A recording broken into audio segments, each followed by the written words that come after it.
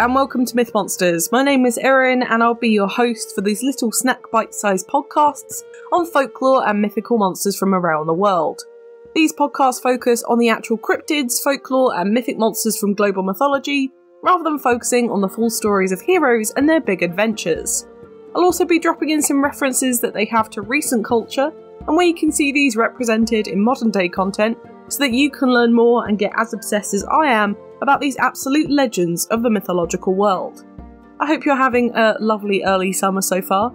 I got my first bit of sunburn over the weekend because I'm ginger, so of course I did. I also went to the British Museum for the first time, which was pretty good. I do recommend it, but geez, we should give some of that stuff back to their original countries. I did well up looking at the lone caryatid, separated from her sisters in Athens, and I've been lucky enough to see them as well, and it definitely highlights her absence, and seeing it there in the British Museum did make me a bit sad. Anyway, this week we're going to go to a group of islands instead of focusing on the one balmy Britain, although not to say that Britain doesn't have a hand in the history of some of these countries we're covering today, alongside some other European powers back in the day too. So we are heading to the Caribbean this week for the spooky Soucouyant. The Soucouyant is generally described as a shape-shifting vampiric monster from Caribbean folklore. This monster will generally look like a hunchbacked older woman by day, usually wearing a cape or cloak to hide their face, and then in the evening they would strip off their skin and hide it in a mortar and transform into their true form, a living fireball to find their victims. Now they are usually female, as it's said that their breasts cover the wings of the monster. However, their wings aren't typically visible, which I think is quite strange. And they are also older ladies too. Their victims are also older ladies, and this is important later on, so we'll get back to that. Soucouyant generally use this fiery form to get into nooks and crannies of houses, and they can get in through keyholes, under doors, or cracks in windows. When they've done this, they'll suck the blood of their sleeping victim from their arms, necks, and legs, which generally leaves them with blue-black bruises in the morning. It's said that they work for the demon Basile, who lives in a silk cotton tree and exchanges this blood for evil powers, which they use to practice their black magic. However, it's not actually said what they use this for specifically, so I say black magic, I don't actually know the specifics. These monsters belong to a set of monsters called Jumbies, which are spirits or demons not only within Caribbean mythology, but also Venezuelan and Colombian too. They are generally all evil or are instruments of evil after death, and so are usually vampiric or ghostly in nature. So how do you become a Soucouyant? Well, if you become one of their victims and they drink too much of your blood, it's believed that you will die and become this monster, or you would just completely die, and the Soucouyant will take your skin instead of the other one that it already has, and assume your identity from that point onwards throughout the days. How can you get rid of one if you think you're being attacked? You can heap a whole load of rice outside their house, or at crossroads in your town like some western vampires. They would then stop to pick up every grain off of the floor. This is because vampires generally have OCD tendencies. To then kill the monster, you would need to salt the mortar where their skin is stored, as then the Soucouyant won't be able to reapply the skin before sunrise and will just generally burn up and die. You could also turn a broom upside down and she can't leave, apparently. Typical vampire stuff.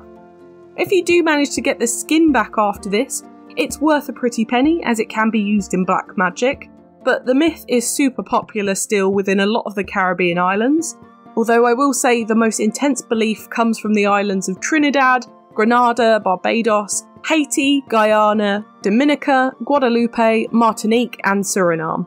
Bear in mind too that a lot of these islands were either British, Spanish or French colonised, so the European influence is pretty strong, but we'll get more into this later.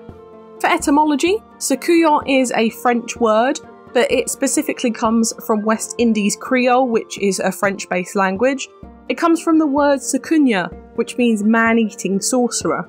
However, there is another French word, loup-garou, which comes from the word for werewolf, loup-garou, which is sometimes used to describe Soucouyants too.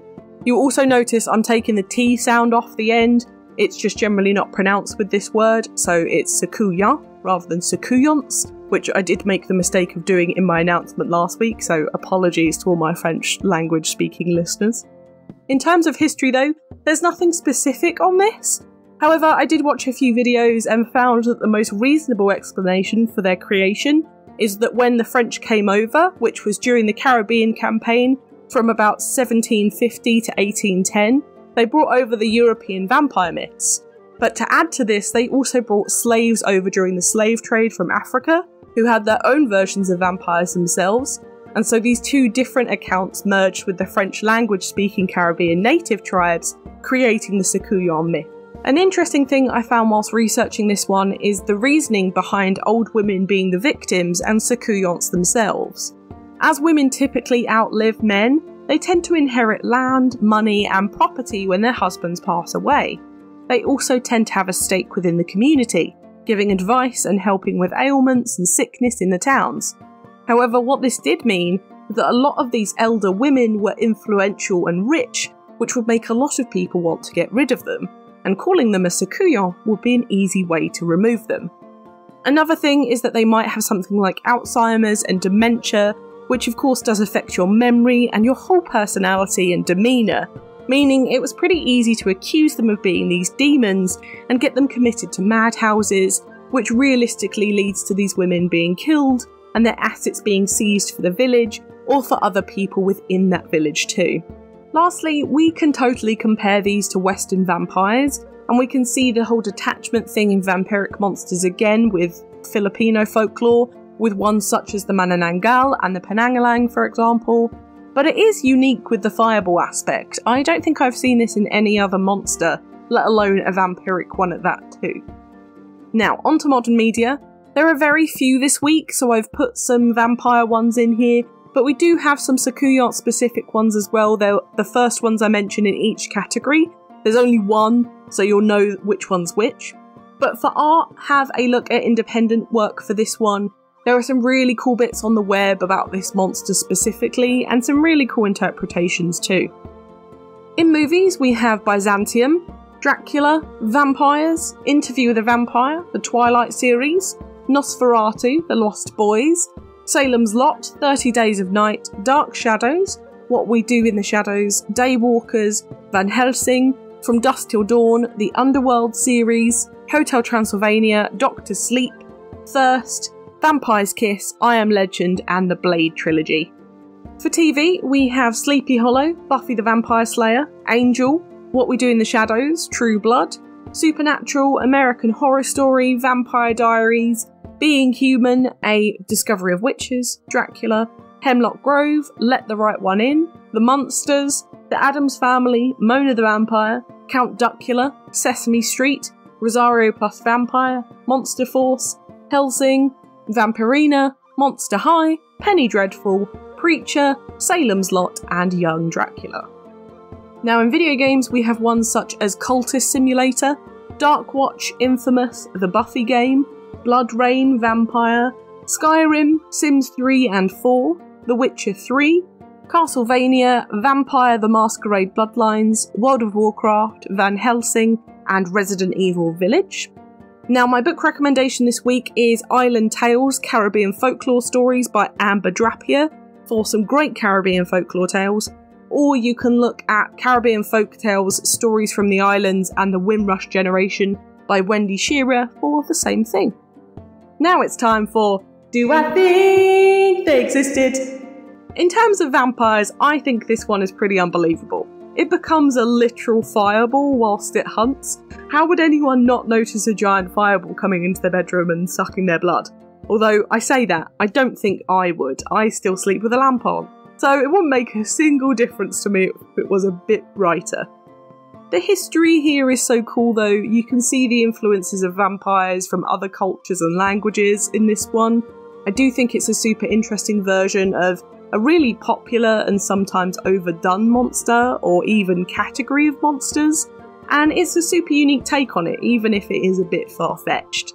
But what do you think? Did the Soucouyant roam the earth? Let me know on Twitter, I would love to know what you think. A super interesting monster from a not as known mythology this week. I'm really glad we got to cover them, and you know how much of a vampire fan I am. I've really enjoyed this, and I hope you have too. Next week though, We're heading over to Scandinavia to look at possibly one of the most famous beasts from Norse mythology. He's the Great World Tree Protector and the World Serpent, Jormungandr. Please come prepared for Ragnarok next Thursday with me. I'm very, very excited for this one. For now though, thank you so much for listening. It's been an absolute pleasure. If you enjoyed this podcast, please give it a rating on the service you are listening on. I've got the Twitter for any questions or suggestions on what monsters to cover next, and I'd really love to hear from you. The social media handles for TikTok, YouTube and Instagram are Myth Monsters Podcast, and the Twitter is Myth Monsters Pod. But all of our content can always be found at mythmonsters.co.uk, and you can find us on Good Pods, Buy Me a Coffee and Patreon if you want to help me fund the podcast too. Also, a quick note for next week, I will be guesting on Chat Tsunami podcast, and I'm very, very excited to do so. He's a very good friend of mine, so I will make sure that all the links and everything that you can tune into is posted when this is ready, and I'm very excited for you to hear it.